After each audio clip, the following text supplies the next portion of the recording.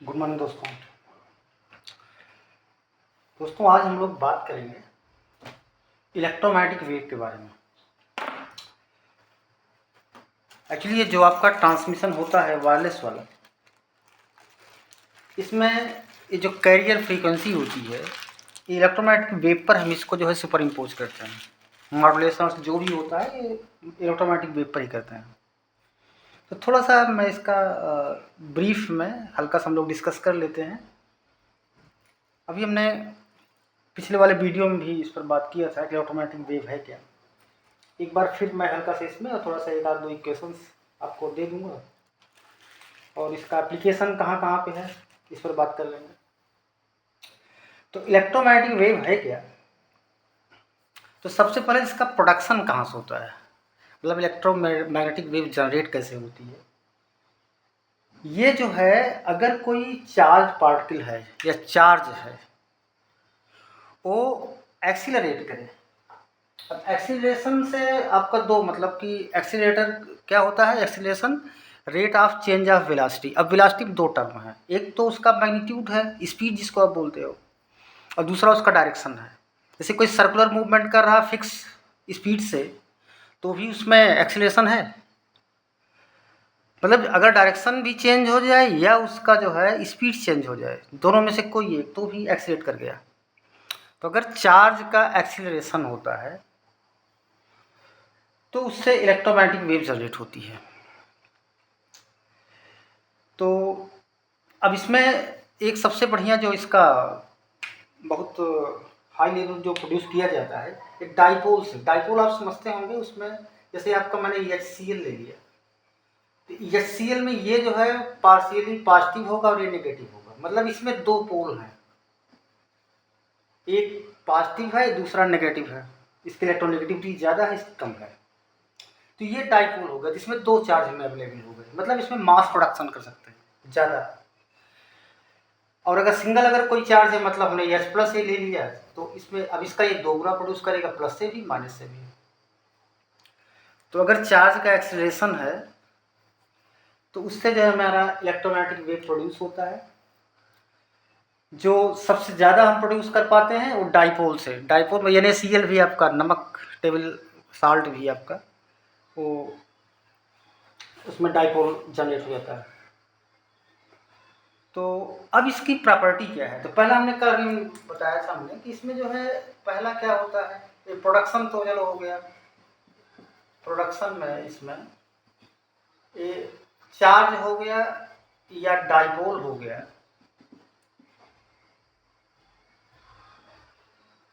Electric dipole. अब इसमें ना समझिए मैग्नेटिक इलेक्ट्रिक होना चाहिए, मैग्नेटिक में भी तो होता है ना कि इसमें नॉर्थ साउथ, ये इलेक्ट्रिक डाइपोल।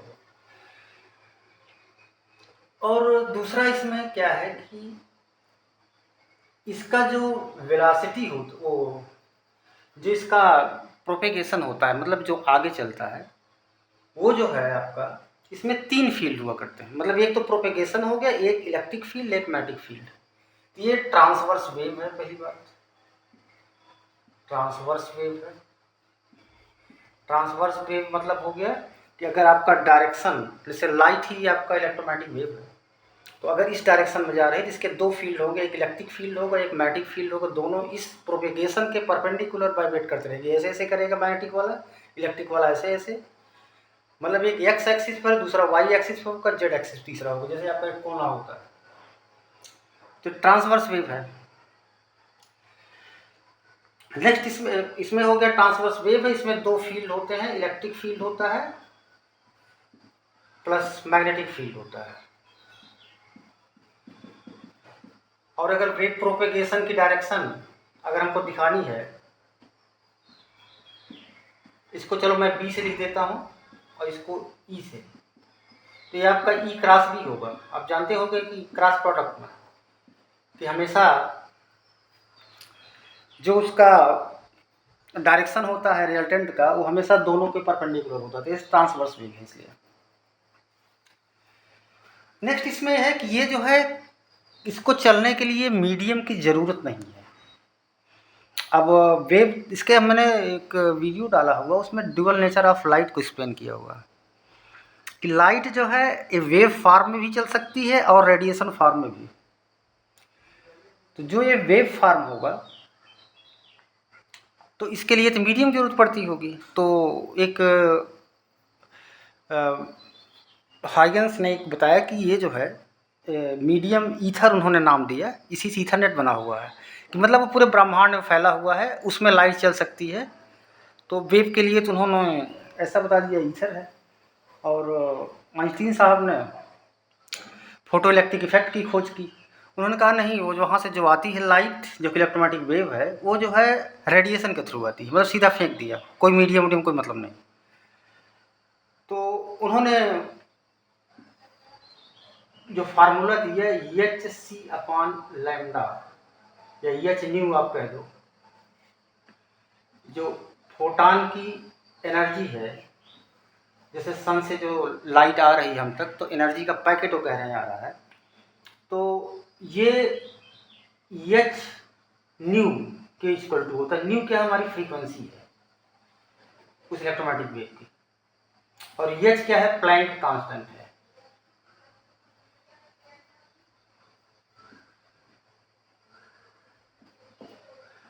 इसकी वैल्यू होती है 6.6 इंटू 10⁻³ जूल सेकेंड।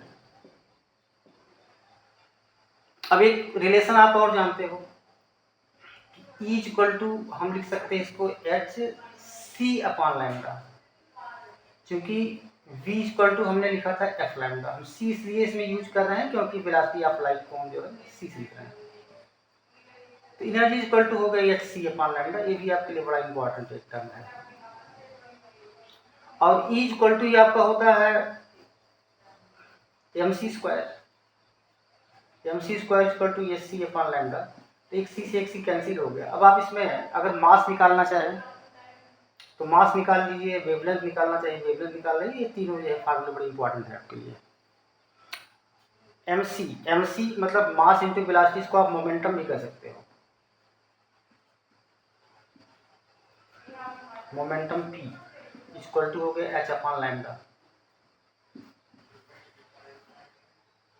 ये तीन इंपॉर्टेंट फार्मूले बहुत इंपॉर्टेंट है इंटरमीडिएट के लिए। अच्छा, अब इसका मैं इक्वेशन लिख दूं। हमने ये भी इक्वेशन भी अभी पिछले वाले वीडियो में निकाला हुआ था, उसमें हमने लिखा था कि y equal to R sine omega T plus five क्या था आपका, फेज डिफरेंस था। ये तो y का डिस्प्लेसमेंट था। अगर हमें x में लिखना है बेस में, तो x इक्वल टू कितना हो गया, आर साइन, आर का कास हो जाएगा बेस के लिए, cos omega T plus five. इसका जो है एक और नया जो लिखे है, मैं बाद में आपको उसको एक्सप्लेन कर दूंगा। ये अगर x के लेते हैं एक्स टी, चलो हम ले लेते हैं इलेक्ट्रिक फील्ड, मान लो ई एक्स टी हम लिख दिए, तो इसमें क्या हो जाएगा आपका आर क्या था कि वो था रेडियस, मतलब maximum displacement that is amplitude. तो हम इसको लिख सकते हैं ई मैक्स। ई मैक्स, अब अगर हम एक्स डायरेक्शन ले रहे हैं तो कास ले लेंगे, cos omega T plus five. एक नया जो है, और मैं अभी आपको बाद में थोड़ा एक्सप्लेन करूंगा उसको। इसको और एक टर्म लिख सकते हैं ई मैक्स कास के x minus omega T plus five. ये के क्या है, के को बोलते हैं वेव नंबर। ये वेव नंबर है, इसकी वैल्यू होती है 2 pi by lambda. Lambda wavelength है, 2 पाई आप जानते ही होंगे, 2 पाई बाई लैम्डा। के क्या है आपका, मैं यहाँ लिख देता हूँ कहीं पर, के इक्वल टू, चलने क्या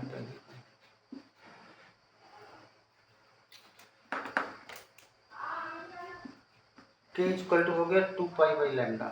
लैम्डा आपका वेवलेंथ है, इसको बोलते हैं वेव नंबर।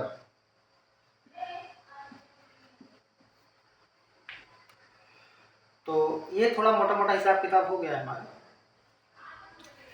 जो वेलोसिटी ऑफ फ्लाइट होती है, बस एक लाइन और लिखूंगा, उसके बाद आपको ये इसका स्पेक्ट्रम समझा दूंगा। जो ये वेलोसिटी ऑफ लाइट हम लोग निकालते हैं, वेलोसिटी या speed of light, speed of light कहाँ पर? वैक्यूम में। वैक्यूम मतलब कि जहाँ पर आपका एयर भी ना हो। तो उसमें आप जानते हो ये होता है आपका 3 × 10⁸ मीटर पर सेकेंड। और ये जो आता है 1/√ε0 एप्सिलॉन नॉट, इसको मैं इंटर में एक्सप्लेन करूँगा, इंटू म्यू नॉट। इसकी वैल्यू मैं आपको दे दे रहा हूँ, आपसे कैलकुलेट करिएगा, आपका सीधा वेलोसिटी यही आएगा। जो एप्सिलॉन नॉट है उसको बोलते हैं relative absolute permittivity, absolute permittivity.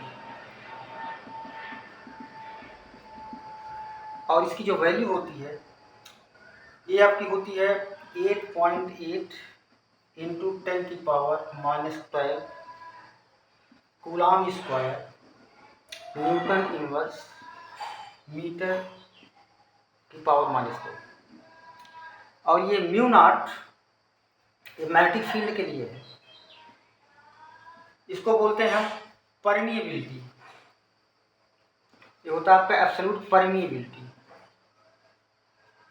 ये एक्चुअली पेनेट्रेशन का कितना पेनेट्रेट कर सकता है वो उसका जो है वो डिफाइन करता है कि कितना जो है इलेक्ट्रिक फील्ड मैग्नेटिक फील्ड किसी उसमें मीडिया में वो इंटर पेनेट्रेट कर सकता है। और इसकी वैल्यू होती है आपकी 1.257 × 10⁻⁻6 टेस्ला मीटर एम्पियर इनवर्स। इतना पहले आप वो कर लो, फिर उसके बाद आसान हो जाएगा। बस ऐसे समझा दिया इसको, मैं निकाल दूंगा सब फार्मूला, लेकिन अभी आपको इतना ज़्यादा उसमें करने की जरूरत नहीं है। आप बेसिक्स इसका समझ लीजिए क्या मतलब क्या है इसका, तो इसको थोड़ा सा आप नोट कर लीजिए। इंटरमीडिएट अगर लड़के अगर कोई देख रहे हो तो उनके लिए बहुत इंपॉर्टेंट होने जा रहा है। तो अब हम इस पर एक बात करते हैं कि इसको तो एक तो चलने के लिए आपको मीडियम नहीं चाहिए। लाइट को आप सब देख लीजिए, आप लाइट भी आपका इलेक्ट्रोमैग्नेटिक वेव है। अब जो रेडिएशन होता है सन से वो इलेक्ट्रोमैग्नेटिक वेव का सबसे बड़ा सोर्स है। एक आप टर्म सुने होंगे perfectly black body. Perfectly black body मतलब कि वो जो है सबको, सारे रेडिएशन को, वेवलेंथ को एब्जॉर्ब कर ले या इमिट करे। तो कन्फ्यूजन आप दूर कर लीजिए। परफेक्टली ब्लैक बॉडी नहीं मतलब एकदम काला हो, उसका मतलब ये हो गया कि वो चाहे सारे रेडिएशंस को एब्जॉर्ब करे या उसको इमिट करे, रेडिएट करे। तो ये जो काजल होता है ये भी परफेक्टली नहीं है, ये लगभग इसका जो है पूरा अंधेरा कर दो तो भी परफेक्टली ब्लैक बॉडी नहीं हुआ हो। परफेक्टली ब्लैक बॉडी सिर्फ सन को माना जाता है, सूरज को, क्योंकि वो सारे रेडिएशन को रिलीज करता है और सबको एब्जॉर्ब भी कर लेता है। तो परफेक्टली ब्लैक बॉडी जो है आपका केवल सन है, सूरज। तो अब उसमें हजारों तरह के रेडिएशंस होते हैं जो सनलाइट में, सन निकलता है, सन से वहाँ से रेडिएट होता है। उसमें से कुछ हमने ये दिए हुए हैं। एक तो है रेडियो वेव, ये इलेक्ट्रोमैग्नेटिक वेव के ही वो हैं, उसके एक कैटेगरी हैं, पार्ट हैं समझ लीजिए। तो रेडियो वेव है। अब रेडियो वेव 3 × 10⁻11 हर्ट्ज से नीचे जो भी फ्रीक्वेंसी का रेडिएशन होगा सन से, उसको हम बोलते हैं रेडियो वेव। अब इस रेडियो वेव में भी आपके जो जितने ये चलते हैं सारे टेलीकम्युनिकेशन वाले, ये मैक्सिमम इसी में आपका यही वेव हम अप्लाई करते हैं, इसी में हम काम करते हैं। तो ये आपके लिए बहुत इंपॉर्टेंट हो गया। अभी दूसरा है माइक्रोवेव। ये माइक्रोवेव में आपका जो इसका रेंज है 3 × 10⁻11 to 10⁻23 है, 13 है। इतना हर्ट्ज फ्रीक्वेंसी के बारे में बता दिया पहले, इतना हर्ट्ज है। तो इसको भी आप देखते होंगे माइक्रोवेव ओवन भी बने हुए हैं तमाम, जो है इसमें हम कम्युनिकेशन में भी इसका यूज़ करते हैं। कम्युनिकेशन बेसिकली इसी दो का यूज़ करते हैं। तो उसके ऊपर फिर जो है ज़्यादा फ्रीक्वेंसी का इंफ्रारेड आता है। विजिबल रेज, ये आपके लिए इम्पॉर्टेंट है। अब अगर हम विजिबल रेज कहें, विजिबल मतलब कि दृश्य तरंग, दृश्य इलेक्ट्रोमैग्नेटिक तरंगें, तो लाइट का कोई कलर वलर नहीं होता है।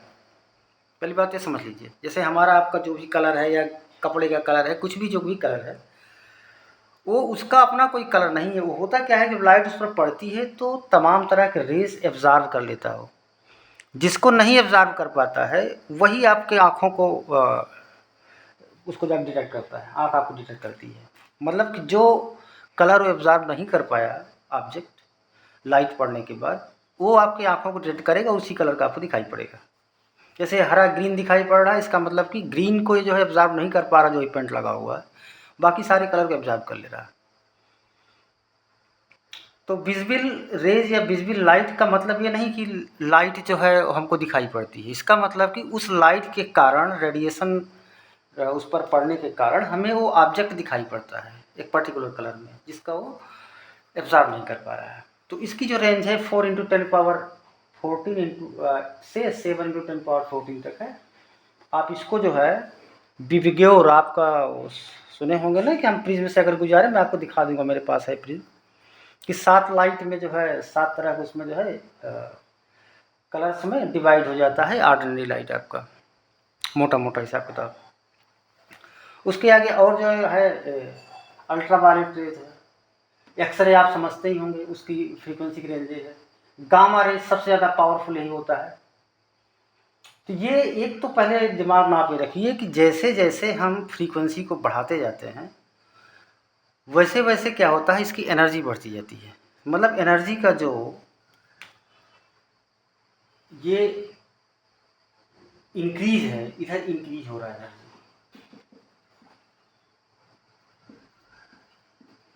एनर्जी जो है आपका इंक्रीज हो रहा है, और वेवलेंथ जो है आपका डिक्रीज हो रहा है। नीचे तरफ वेवलेंथ डिक्रीज होगा, इधर वेवलेंथ इंक्रीज होगा। क्यों? क्योंकि C=F लैम्डा भी आपने देखा हुआ, यानी कि F= कितना हो गया, C/लैम्डा। अगर C आपका कांस्टेंट है वैक्यूम में, तो F प्रोपोर्शनल टू 1/लैम्डा। मतलब अगर F बढ़ेगा तो लैम्डा बढ़ेगा, लैम्डा घटेगा, और F डिपेंड करता है एनर्जी पर। मतलब अगर एनर्जी अगर फ्रीक्वेंसी बढ़ रही है तो एनर्जी बढ़ेगी और उसका वेवलेंथ घटेगा। इसीलिए विबग्योर में सबसे जो हायर वेवलेंथ होता है वो होता है आपका रेड कलर का। इसका मतलब एनर्जी उसके पास सबसे कम है। अब जैसे स्टोव जलाते हो, उस पर थोड़ा पानी का छींटा मार दिए तो पहले क्या हो, रेड होगा। उसके बाद जिस समय वो वायलेट कलर में हो जाएगा तो सबसे ज़्यादा उसके पास एनर्जी होगी, सबसे ज़्यादा आपको आँच आएगा उससे। तो हमारा जो मेन अब इसमें है कि हम इसी पर हम पूरा जो है फोकस करेंगे, इसको आप जानते रहिए। अब जैसे मान लीजिए कि हमें इसका वेवलेंथ निकालना है, कहीं कहीं आपको वेवलेंथ में तो कोई मैं एक पर्टिकुलर निकाल देता हूँ, चलो इसका वेवलेंथ निकाल देता हूँ। तो C= क्या है आपका, F लैम्डा। तो लैम्डा इक्वल कितना हो गया आपका, C/F। C है 3×10⁸ अपॉन F हम किसी एक का ले लेते हैं, चलो इसी के ले लेते हैं हम 6 इंटू, चलो 6 ही लेते हैं, 6×10 कितना है, 14। अब ये अगर मैं इसमें ऐसे लिख दूँ, इसको 30×10⁷ लिख दिया अपॉन 6×10⁴, मतलब 1 10 इसमें से निकाल लिया, मल्टीप्लाई कर 30 बना दिया। अब ये कट जाएगा आराम से, ये ऊपर जाएगा तो इसको कम कर देगा, 7×10⁻⁷ इंटू 5। इसको हम लिख सकते हैं 5×10⁻⁻6 इंटू 10⁻⁻1। इसको आप बोलते हैं माइक्रो। तो 10⁻⁻1 मतलब 5/10 बना देगा, 0.5 इंटू 10⁻⁻6 हर्ट्ज।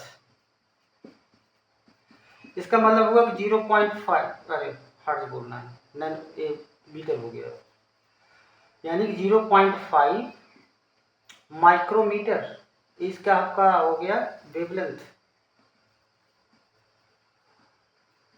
जैसे जैसे नीचे आप और आते जाओगे वैसे वैसे आपका उसमें माइक्रो से नैनो कन्वर्ट हो जाएगा, यहाँ तक आते आते।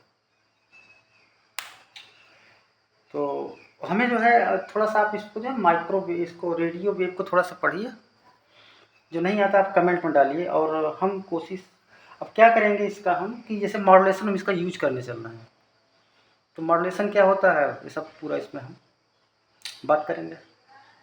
क्योंकि देखो मॉड्यूलेशन का मतलब ही लोग जो है थोड़ा सा गलत समझ रहे हैं, समझते हैं आमतौर पर।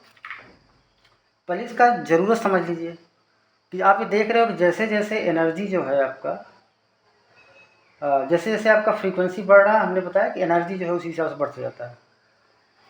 ये सब निकाल देंगे हम लोग उस पर।